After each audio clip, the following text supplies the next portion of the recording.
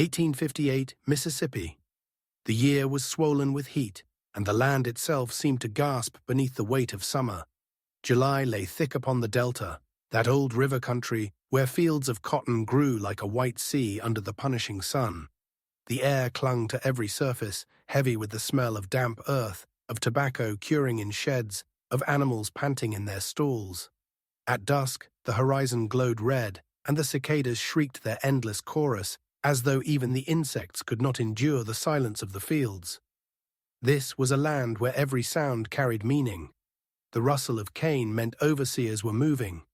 The sharp whistle from the quarters meant danger, or warning, or both. The clank of iron near the smith's shop meant chains reforged for wrists that had healed too quickly. The cry of a whip striking raw flesh echoed further than church bells, further than hymn or prayer, because it was a language written into the very soil. The plantation itself rose like a wound carved into the wilderness. At its center stood the great house, painted white so it gleamed like bone in the sun. Its columns were tall, meant to remind any who looked upon them of order, of permanence, of a family rooted deep into the earth. Behind it sprawled the outbuildings, smokehouse, kitchen, stables, and the long row of slave cabins pressed together like teeth. The cabins were rough-hewn from pine, their roofs leaking when storms swelled, their doors hanging crooked. Smoke curled from their chimneys only at night, when scraps of cornmeal and fatback boiled into thin suppers. Around the big house stretched the fields, cotton, corn, and a patch of tobacco. They ran to the horizon, where trees stood like sentries, hemming in the labor of hundreds of enslaved bodies. The fields were where backs bent until spines curved permanent, where children learned to pick before they learned to write, where every row was marked not just with crop, but with sweat and bone. It was in this world that Sarah drew breath. She was 30 years old, her entire life measured in the ledger books of men who never spoke her name without ownership. She had been born in these cabins, raised in their dust. Her earliest memory was of a mother's lullaby, sung in whispers so faint it sounded like the rustling of leaves. Her mother's voice faded long ago, carried off when fever struck the quarters, leaving Sarah in the care of elders who knew too much of grief and too little of rest. Sarah grew into the life expected of her, first as a child sweeping ashes from hearths, then as a girl serving water to field hands, and later as a woman placed in the big house where she was taught to smile without joy, to bow without breaking, to stand silent as laughter cut her in half. Years of such service had etched themselves into her bones. She had learned to keep her back straight even when it screamed, to keep her hands folded even when they bled, to let her face remain smooth when her heart cracked. Her body carried no visible scars that day, but her soul was a lattice of wounds. Each one had been made by moments too small to matter to those who inflicted them, but too heavy to forget. A slap for moving too slowly, a cuff for answering too quickly, a week without food for a missing plate. She had endured it all with the quiet that enslaved women perfected, a quiet that made them invisible, yet kept them alive. By 1858, the plantation's power rested in the hands of a family of men who ruled with arrogance. The house stood as their monument, polished and tall, but beneath its fine walls was rot. The air around them was filled with hymns sung on Sundays, sermons about order and divine right, yet every word was drenched in hypocrisy. They spoke of grace while selling children, of mercy while wielding the lash, of civilization while grinding human lives into soil, and Sarah had lived beneath this contradiction for all her 30 years. She had watched men kneel in prayer, then rise to strike. She had carried water to the quarters after whippings, while the master's sons drank wine and congratulated each other on discipline well kept. She had seen mothers cradle newborns in trembling arms, only to see those children marked for the auction block. She had swallowed her screams, as she had been taught, and she had smiled when ordered, as though the corners of her mouth could conceal the breaking inside. Yet still she remained. 30 years of endurance had shaped her face into something unreadable. Her eyes, dark as river water, revealed nothing, yet carried everything. She walked with a steadiness that made her seem older than she was, as though every step was weighted with memory. To the mistress, she was useful. To the master she was invisible, and to the younger men of the family she was something in between. An object of cruelty when boredom demanded it. But inside Sarah, something long hidden pressed against the walls of silence. It was not hope had been torn from her too many times to survive intact. It was not madness, though the masters would later call it so. It was memory, memory of her mother's vanished lullaby, memory of children's cries at night when wagons rolled away, memory of small kindnesses in the quarters, of hands passing bread in darkness, of whispered words that kept the spirit alive. That memory was all she had, and it would not die. And so, when the summer of 1858 descended like a burning shroud, the ground beneath Mississippi trembled with more than heat. In one cabin, in one heart, something had shifted. Sarah was still silent, still obedient, still bowed when ordered, but her silence no longer belonged to them. It was her own, and it was waiting. This was the stage, the land, the season. A world of columns that gleamed like bone, fields that swallowed blood, and quarters that breathed grief into every dawn. Into this furnace of hypocrisy and pain stepped Sarah, 30 years old, enslaved, breaking inside yet unbroken. The night that followed would turn her name into a whisper that outlasted the men who thought themselves masters. The morning began like countless others. The bell rang from the iron post at dawn, pulling the quarters from uneasy sleep. Smoke drifted from low chimneys as women stirred pots of corn mush, children rubbed their eyes, and men pulled on ragged shirts stiff with yesterday's sweat. Sarah moved among them with the same practiced rhythm as always, binding her headscarf, straightening her apron, pressing down the ache in her chest. Nothing seemed different in the light of that day, nothing to foretell the wound that was about to be carved into her life. But the master had already made his decision. The sale was arranged before breakfast, conducted not in secrecy, but as spectacle. A line of carriages rattled into the yard, neighbors and traders stepping down in polished boots. They gathered before the big house, sipping coffee and spitting tobacco, voices rising with the drawl of commerce. The auction block had been dragged forward, an old platform used for announcements, now polished with oil. The mistress stood on the porch, fanning herself, while her sons lounged against the railing with smirks that carried both boredom and cruelty. Then came the command. Sarah was ordered from the kitchen into the yard. She obeyed, her hands trembling slightly as she wiped them on her apron. She expected scolding, perhaps a chore, perhaps humiliation. She did not expect to see her daughter, her little girl, no more than 8 years old, pulled forward by the overseer. The child's arms were thin, her dress too short, her eyes wide with confusion. The master announced it like a merchant presenting livestock. "This one," he said, patting the girl's shoulder, "is strong for her age. Healthy lungs, good teeth. She'll fetch a fine price." At first, Sarah thought she had misheard. She stepped forward, lips parting, the world spinning. Her daughter clutched at her skirts, trying to hide behind her. But before Sarah could gather her wits, the overseer pulled the child away, lifting her as if she weighed nothing, setting her on the block. Laughter rippled through the crowd. The men leaned forward, examining her limbs as though she were a colt. One of the sons, William, the one with the sneer, called out, "A fine prophet, father, better than the mother herself."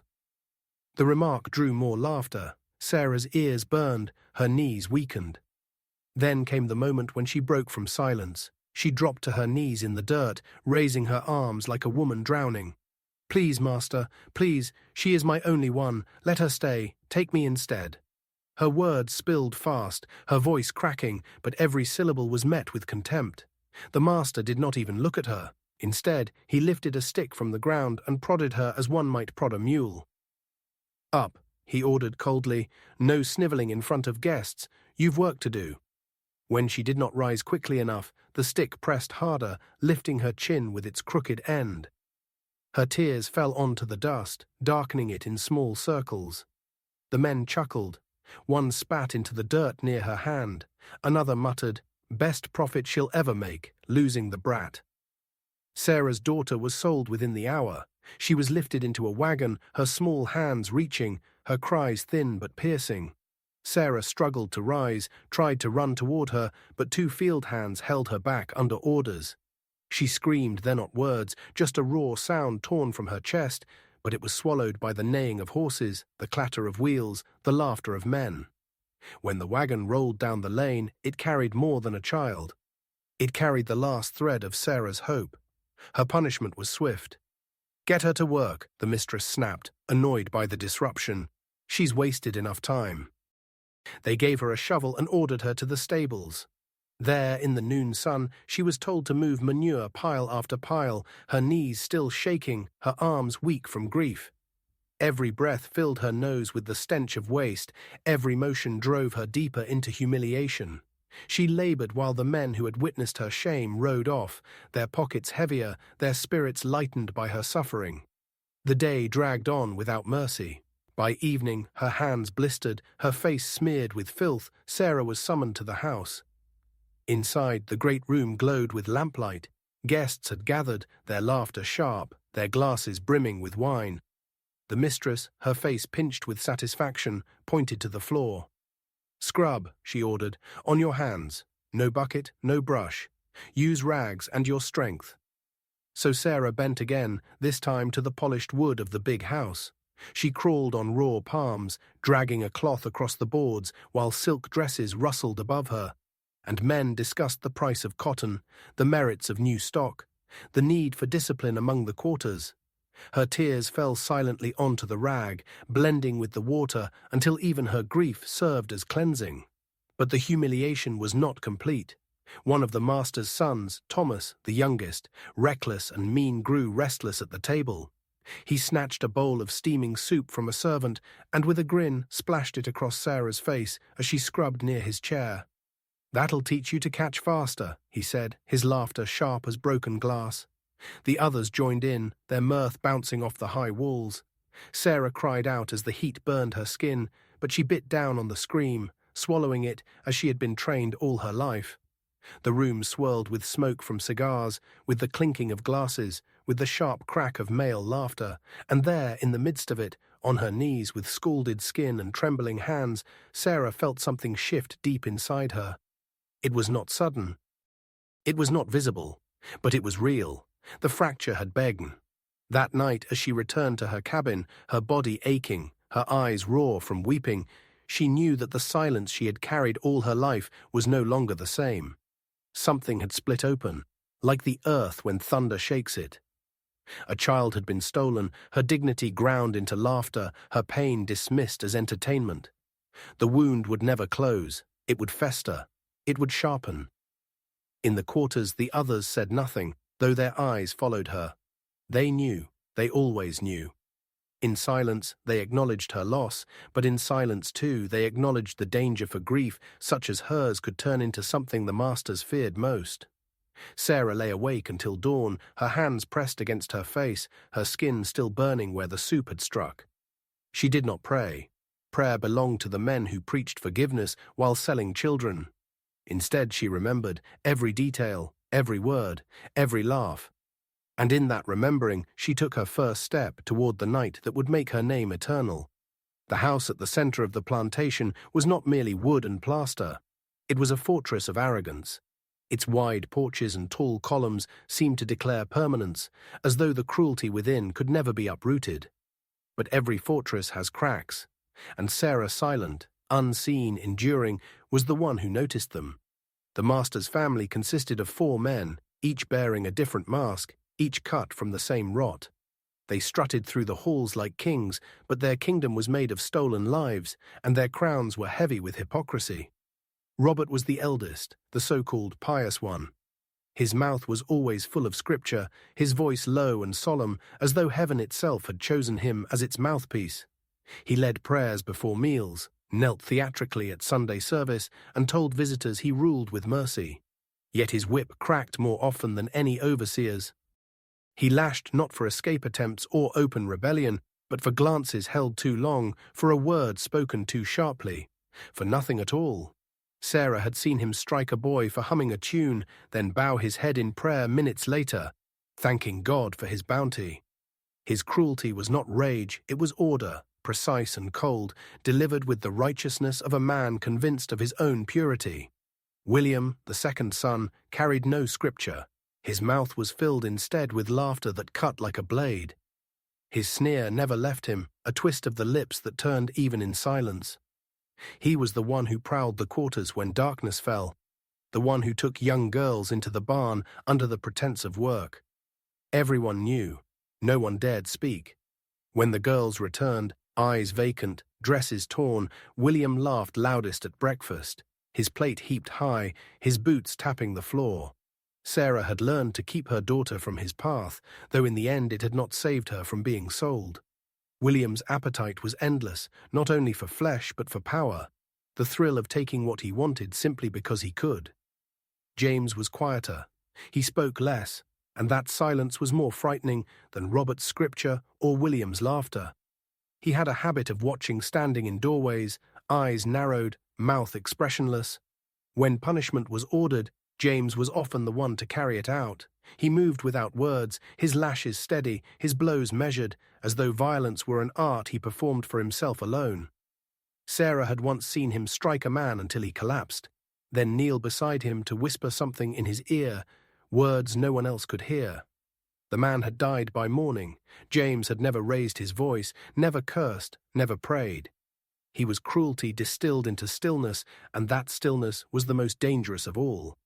And then there was Thomas, the youngest, reckless, hot-tempered, wild. He carried a pistol at his hip like a child carries a toy, waving it at servants when he grew bored, firing it into the air when drink overtook him. He shouted where his brothers whispered, struck where they measured, stormed where they calculated. Sarah had once seen him overturn a table simply because a servant had spilled a drop of wine. Another time, he threatened to shoot the hound for barking too loudly.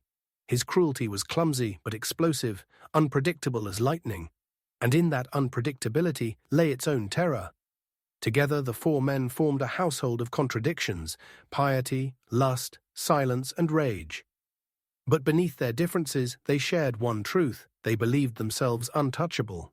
To them, Sarah was nothing but a shadow moving through the halls, an obedient body carrying trays, fetching water, cleaning floors. They never saw her watching. And she watched, every day, every night, her eyes gathered details the way others gathered coins. She learned the secrets of the house not by choice but by survival. The creak of the third stair near the landing, she knew it. The way Robert always left his keys on the hook near the pantry, she noted it. The exact hour William stumbled back drunk from the quarters, she memorized it. James's habit of locking his study at dusk but never checking the window latch, she marked it.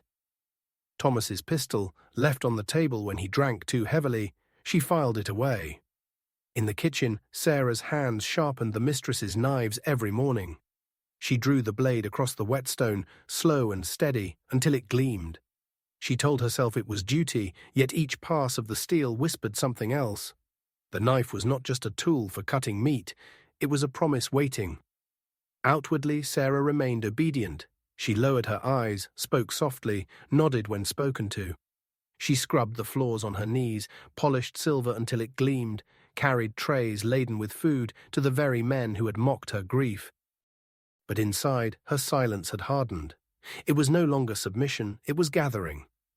Every laugh she endured, every lash she witnessed, every humiliation pressed into her was not forgotten.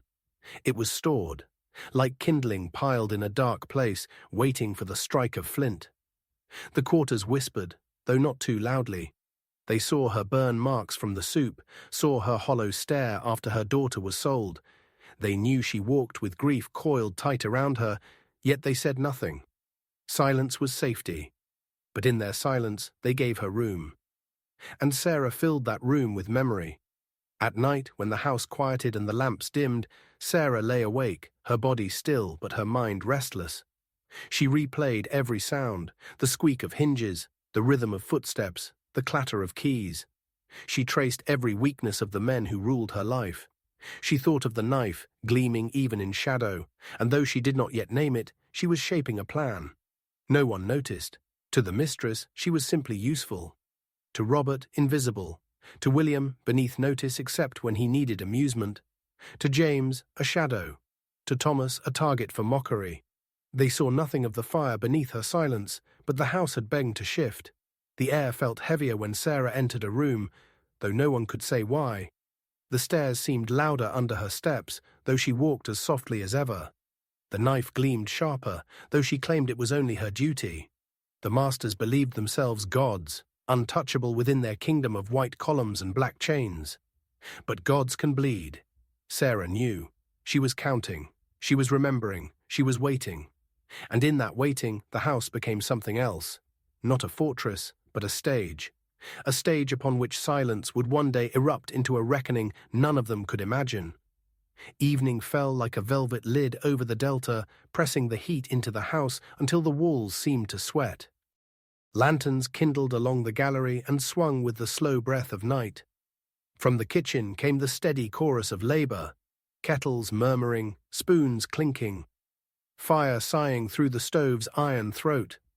In that glow Sarah moved with a servant's grace and a sentinel's stillness, sleeves rolled, face unreadable, the favorite carving knife already honed until its edge whispered when it touched cloth. The family was hosting a feast, a summer pageant of roast and wine meant to prove that their fortune was ordained.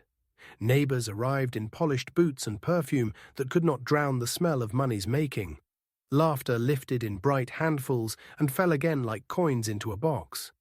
Fiddles started up by the veranda, their reels skittering like minnows across dark water. Inside, the table gleamed. Bent-backed silver shone like captive moonlight. Porcelain waited to be filled beyond reason. Crystal stood expectant, thin as a promise. Sarah set the roast down, the skin lacquered dark as molasses, and stepped back to the wall, hands at her apron, gaze lowered. She took in everything, the heavy tilt of Robert's jaw as he blessed what he had stolen. William's gleam-eyed smirk quickening at the wine, James's precise way of arranging his knife so the handle pointed to his right hand. Thomas's pistol tossed carelessly near his plate like a pet that always returned when called. She felt the room like a map. The creak in the near floorboard, the draft under the window, the door that stuck if forced too quickly. The knife lay in her sleeve, slid thin as moonlight along her forearm, cool against the skin that still remembered boiling soup. Orders came like stones, more gravy, fresh bread, more wine. She obeyed, and in obeying she drifted closer, then away, closer, then away, moving in a tide that no one with a full plate ever notices. Her silence deepened until it was more than absence of speech. It was pressure, a kind of weather. She stepped behind Robert's chair and felt the prayer leaking from him like warm breath. Behind William and smelled the perfume that wasn't his. Behind James and heard the quiet inside his bones. Near Thomas and heard a soft metallic rattle as the pistol shifted. The knife waited. They ate. They praised themselves. They praised God. They joked about sales and punished escapes and the poor arithmetic of mercy. Music climbed in the side yard. Cicadas screamed. The world tilted on a hinge only she could hear. When the moment opened, it did so without thunder. It was a small thing, William barking for salt and snapping his fingers twice. Sarah turned with the bowl and bent near his shoulder. His face was near, flushed, the sneer half-born. The hidden blade slid to her palm as if it had grown there. She did not raise her arm high. She did not make a sound. The motion was short, deliberate, the way a seamstress knots a thread. His breath caught. He looked confused, as men do when certainty falters. Crystal rang against crystal as someone toasted a future that would not arrive. She stepped away at once, a ripple already swallowed by the room's glitter. Laughter spilled again, chairs scraped, plates changed hands, the fiddles hopped faster outside, couples spun, shoes scuffed the boards in a rhythm old as hunger. William's hand moved once toward his vest, then fell back to the tablecloth. He stared at nothing. No one saw. The feast rolled forward like a river after rain. Sarah refilled wine. She shifted a dish nearer to Robert. She passed behind James, the knife now warm, her sleeve clean. James's attention was elsewhere, on a remark about profit margins, on a silence that needed managing. His discipline had never accounted for quiet hands. Sarah's breath slowed to match the lamp's soft, patient flame. Again the motion precise, purposeful, as intimate as a whisper across a sleeping ear. His eyes flinched toward her, then past her, then nowhere. The room obeyed its own music. Robert raised his glass and began to speak, a hymn of gratitude shaped like a ledger, every praise a line item. Sarah stood at his back as if awaiting instruction, head bowed as the pious do. She could feel the cadence building, each sentence a stone in the tower of his certainty. Outside, a bowstring snapped. The fiddle paused. Laughter bridged the gap. The tune resumed. Inside, the knife remembered its work. When she freed it again, it moved without haste. Robert's voice shortened by a breath, then steadied, then failed to find the next word. His hand tightened on the stem. He blinked as if the candlelight had grown too bright. The blessing thinned to a whisper, and no one noticed its absence because wine was being poured and Thomas had just slapped the table, amused at nothing. 3 turns of the clock had not passed. Heat clung, music clattered, the roast yielded to forks. Sarah moved through the steam and speech, steady as a tide, toward the end of the table where Thomas sprawled loose with drink and appetite. He drummed the pistol's butt with 2 fingers, a boy in a man's ruin. "Faster," he said, and flicked grease from his thumb at her skirt. A little dot of shine clung there, a small galaxy that would never be wiped away. He grinned, the grin of a man who had never been told no by consequence. "Faster," he repeated. She set a fresh dish before him and leaned as if to replace his napkin. The pistol nudged toward the edge, his attention skittered to the laughter on his left. The knife rose beneath linen's shelter and learned another lesson in silence. His hand reached for rage and found air. He lurched, chair legs squealing, and in the scrape and clatter the band outside whooped, and inside the guests whooped back, and the house mistook death for merriment, as houses built on terror are trained to do. Now the room changed, not by a shout, but by space, the little space that opens when a seat is suddenly empty of certainty. The fiddles faltered, then rallied. A woman's laugh narrowed to a question. A glass slipped and did not shatter. Sarah set a tray down and folded her hands at her apron. She felt the future lean toward her like tall grass before wind. It came on soft feet, a neighbor's wife tilting her head, a cousin touching Robert's sleeve and finding him elsewhere, the eldest son of a guest rising to follow William's stare and discovering there was no stare. The first cry was not a cry, only a word ruined by fear. Then came a chair overturned by the wrong man at the wrong moment. Then came breathless questions. Then came too much seeing. The house plunged into confusion that didn't yet admit its name. "Air," someone demanded. "Water." More light. Less. The band outside, sensing something, thinned into a final chord that hung like a held breath and died. In that quiet, the truth gathered itself. It took a step into the open and showed its face. Neighbors surged. Hands seized Sarah where she stood, her apron unrumpled, her gaze steady, the knife still in her hand because she no longer needed to hide it. No one asked how, they asked only who, and even that they asked as if the answer could unmake what had already been done. She did not resist. She did not look away. They dragged her into the porch's humming dark, where moths battered the lamps like souls arguing with their cages. The night smelled of tobacco, spilled gravy, fear. From the yard, the quarters watched without watching, their faces shadowed, their bodies still. Somewhere a child began to cry and was hushed. Horses stomped, a dog refused to bark, a wind moved through the pecans and shook nothing loose. They sat her on the porch bench as dawn began to imagine itself beyond the trees. Blood marked her dress like old wine, the knife lay across her palms, bright even here. Voices tangled behind her, orders, accusations, prayers that sounded like bargains. Men with GNN's paced, emboldened now that the enemy was a woman who had not run. She did not speak. Hours wore thin, the lamps guttered, the sky paled. When the first grey opened at the edge of the fields, riders clattered up the lane, neighbors summoned by alarm, bringing ropes and certainty. They found her exactly where the night had left her, seated, straight-backed, eyes forward, as if she were the one receiving guests. She neither nodded nor lifted her chin. She simply was, the way a stone is. They asked her why. She watched the light climb the white columns and turn them the color of bone. They asked again. Somewhere in the quarters a rooster mistook the moment and crowed. Sarah's silence spread over the porch like cool water poured on iron. By full morning they carried the men inside to beds that would not warm. They bound Sarah's wrists with care sharpened by terror, as if the wave that had already broken might break again.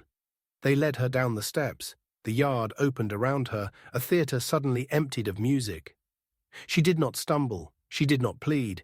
The knife at last fell from her hand and lay in the dust, a sliver of daylight on dark earth. She gave the day nothing, no words for the newspapers, no sound for the men who needed to hear remorse to keep the world they understood. She let the cicadas sing for her, she let the heat do its work, she let the house learn the shape of consequence. And as they pulled her toward the waiting wagon, the quarter's doors cracked wide enough for eyes to glimmer. In that narrow light, her name, once ordinary as breath, began to change. It thinned and sharpened and slipped into whisper, not out of fear, but out of reverence. A mother's silence had opened. A night had spoken, and what it said would not be unsaid. By noon the next day, the road filled with carriages and open mouths. Men in coats too tight for the heat dismounted as if a sermon had been announced. Inside, the bodies lay where the night had corrected them. Outside, the law rehearsed its lines. They bound Sarah with a neatness that tried to make the world appear repaired, then carried her to town like evidence no one dared examine too closely.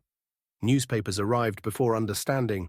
The first headline called it madness, the second called it savagery, the third, written with a trembling hand, called it proof that lenience breeds treachery. Editors praised order while avoiding certain words. Daughter sold. The trial caretaker whispered beast and felt righteous saying it. The judge, who had bought 2 boys that spring, measured the law with a cool eye and found it adequate to hang a woman who would not bow. In court, they displayed what they could. The knife sealed in a glass jar, a dress marked with the brown drying memory of night, a list of chores written in the mistress's firm hand, as if enumerated duty could undo the blade's sermon. They asked Sarah to speak. She would not. They pressed scripture upon her. She looked past it like a door she had already walked through.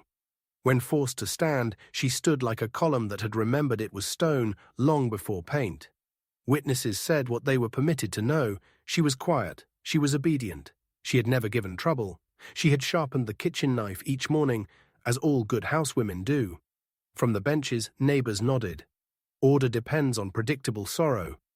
The prosecutor called her emptiness unnatural. The jury called it cold. The law called it enough. The quarters heard a different music. They did not sing it aloud. They passed it from fire to fire, from bucket to bucket, a song with no melody the overseer could learn. They told it in shorthand so children could carry it without getting caught. A mother had remembered louder than fear.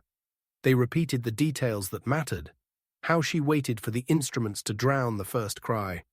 How she hid nothing at dawn. How she gave the day no explanation, because the day already knew. At sundown, a preacher from town stopped by the cabins to warn them about Satan in skirts. He quoted verses with a voice that had never been sold. When he left, the old women bound their headscarves tighter and tore strips of cloth for later. Not mourning, something older. A way to weave a name into the part of night that cannot be bought. Sentence came quickly, as was its custom. The gallows were measured with the care given to fences and warehouse doors. She was offered a hood. She refused. She was offered last words. She left them with those who would use them better. The rope did what ropes are made to do. The town exhaled. The printed word decided that order had been restored. But order had not accounted for memory. A week later, a white planter in the next county woke from a dream of creaking stairs and demanded new locks. 2 weeks later, a mistress wrapped in lace refused to eat food cut by anyone but her niece. A month on, a visiting cousin slept with a pistol beneath his pillow and called it prudence, though he had never been brave. In ledger after ledger, a small unspoken column opened beside profit. Fear.